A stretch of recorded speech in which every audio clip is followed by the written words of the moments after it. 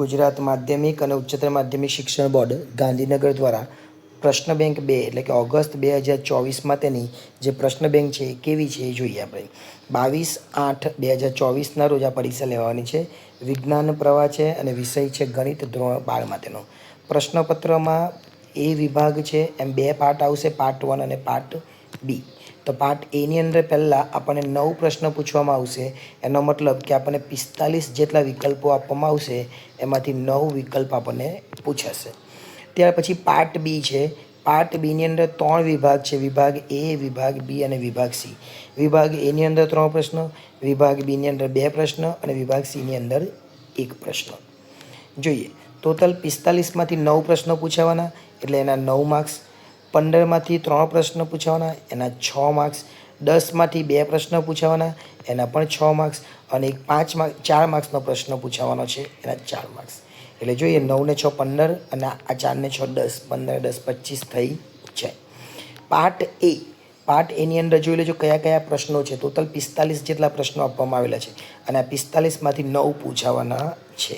એટલે 45 કયા વિકલ્પો છે એના જવાબો શોધી કાઢજો એટલે તમને વાંધો નહીં આવે, પ્રોબ્લેમ નહીં થાય, મુશ્કેલી ન થાય. ટોટલ 45 જેટલા પ્રશ્નો છે એ જોઈ લેજો. આનાથી બહારનો એક પણ પ્રશ્ન આવવાનો નથી. ખાસ તૈયારી કરજો જેથી કરીને કોઈ મુશ્કેલી થાય નહીં. આવી પ્રશ્ન બેંક તમને કોઈ જ નથી આપવાનું એટલી યાદ રાખજો. આ પ્રશ્ન બેંકને આધારે તમે તૈયારી કરો, તમને કોઈ મુશ્કેલી થવાની નથી.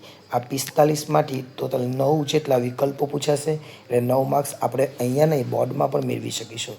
પાર્ટ બીની વાત કરીએ તો પાર્ટ બીની અંદર પહેલાં 15 પ્રશ્નો આપવામાં આવેલા છે. 15માંથી 3 એટલે 2 માર્ક્સનો એટલે 6 પૂછાશે. જોઈએ ટોટલ 7 છે અને એ પ્રમાણે 15 થઈ ગયા. એટલે વિભાગ એની અંદર 15 પ્રશ્નો અને 15માંથી કેટલા પૂછાવાના? 3, એકના 2 માર્ક્સ એટલે 6 ગુણ રહેશે. ત્યાર પછી પાર્ટ જે બી છે એની અંદર સેક્શન બી છે, એની અંદર 10 પ્રશ્નો આપવામાં આવશે, 16થી લઈને 25 જેટલા. 16થી લઈને 25 જેટલા જે 10 પ્રશ્નો છે. 10માંથી 2 પૂછાશે, એકના 3 ગુણ એટલે એના પર 6 માર્ક્સ થઈ જાય. પહેલામાં 9, બીજામાં 6, ત્રીજામાં 6 અને છેલ્લો જે ચોથો છે એની અંદર 4. Section C. સેક્શન સીની અંદર આપણને અહીંયા 5 પ્રશ્નો આપવામાં આવેલા છે. આ 5માંથી કેટલા પૂછાશે? 1 પૂછાશે અને એના 4 ગુણ રહેશે. એટલે આ પ્રમાણે તૈયારી કરજો, કોઈ મુશ્કેલી થવાની નથી. પરંતુ જો આ પ્રમાણે તૈયારી ન કરો તો મુશ્કેલી ઊભી થશે. કારણ કે આ જ જે પેપર એવું છે જે પેપરને આધારે તમને ખબર પણ હશે કે અગાઉ આપણે ઘણા બધા પેપર્સ અગાઉથી આપી દીધા હતા. એટલે પરીક્ષા પહેલાં જ મેં તમને પ્રશ્ન બેંક આપી દીધી હતી. એનો મતલબ કે એ પ્રશ્ન બેંક તમને ઉપયોગી થઈ હોય તો આનો ઉપયોગ કરજો. જો તમને એવું લાગે કે આ ઉપયોગી નથી તો એનો ઉપયોગ કરવાની જરૂર નથી. એટલે આ પ્રમાણે તૈયાર કરી લેજો જેને યોગ્ય લાગે એ. કારણ કે રજા છે તો એનો ઉપયોગ કરજો. આભાર.